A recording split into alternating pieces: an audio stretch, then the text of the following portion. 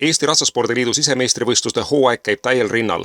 Laupäeval, 9. aprillil selgitati Ruilas sisemeister harrastajate takistussõidus, kelleks krooniti peafavoriit, mullune harrastajate meister Egle Palm, kes selgi korral võistles hobusega Vedette V.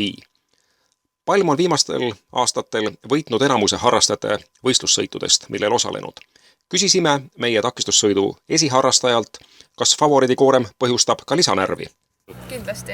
Ma tunnen, et minust oodatakse võib-olla rohkem ja kui ma kuskil eksin, siis mulle tundub, et ma peaks kedagi alt, kuigi tegelikult ei tea. Et kindlasti on selle võrra närv suurem. Harrastajate parimad selgitati kahevoorulise parkuuri tulemusel, mille takistuste kõrguseks oli 105 sentimeetrit. Teise vooru, mis oli esimesest 3 takistuse jagu lühem, pääses 12 paari, alustanud 32. Teise vooru pääsesid vaid avavooru puhtalt läbinud sportlased. Otsustavas voorus sai tähtsaks juba nii puhtus kui ka kiirus. Palm ning Vedette V suutsid selgi korral konkurente selgelt edestada, kui olid enam kui sekundi jagu kiiremad Audruranna klubi paarist Maarja-Liisa Nõmm ja Pancetta ning edestasid 2 sekundiga Hiiumaa klubi üht juhtfiguuri Maarja Bergmani, kes osales seekord hobusega Vannapee. Nõmmele hõbe, Bergmanile pronks. Milles seisneb Egle Palmi ja Vedetti püsivalt hea vormi saladus? Ma ei teagi. Üritan talle pakkuda vaheldust, üritan trennides, kui ka ebaõnnestub, siis uuesti järgmisel korral ennast kokku võtta ja ikka heaga proovida ja uuesti. Et lihtsalt järjepidev töö, ma ei tea, vahest hiliste õhtutundideni, et ma arvan, et see on viinud tulemusteni. Kindlasti ka väga hea treener. Teise olulisema punktina oli Ruilas kavas Eesti Ratsaspordiliidu ponikarika 3. etapp. Põhiklassis ehk suures ringis oli takistuste kõrguseks 100 sentimeetrit. Kahefaasilises parkuuris tegid parima tulemuse Birgit Loot ja Monarh Simoni klubist, mis sai otsustavaks teises faasis parima aja saavutamisel.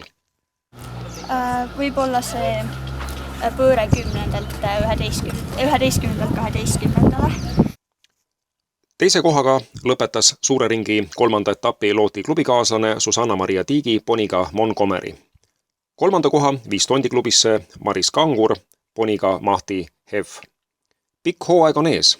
Millised on etapivõitja eeloleva hooaja plaanid? Kindlasti ponikarikat sõita ja siis vaatab, kuidas me jõuame, kuidas läheb. Ponikarika väikese ringi 90 sentimeetri kõrguste takistustega sõidu võitis Anett Pajur poniga Macho, kes küll sarja arvestuses sel tasemel ei osalenud. Sarja võidupunktid kogus Tondiklubi sõitja Reimo Karus poniga Off Limit, kes lõpetas puhta sõidu juures 8. Ruilas peeti lisaks juba mainitud parkuuridele veel 2 avatud sõitu. Päeva avatud klasside staariks kujunes Paul Argus, kes kõrgusel 125 sentimeetrit võttis suisa nelikvõidu, kui parima tulemuse saavutas hobusega Zinta. Kõrgusel 115 sentimeetrit oli parim Arguse klubikaaslane Maarja Martinson hobusega Cappuccino. Ruila on sisemeistrivõistluste võõrustajaks ka tuleval nädalavahetusel, kui selguvad tiitlivõitjad ponide ning tänavusest hooajast uudsena kavas oleva U25 klassi takistussõidus.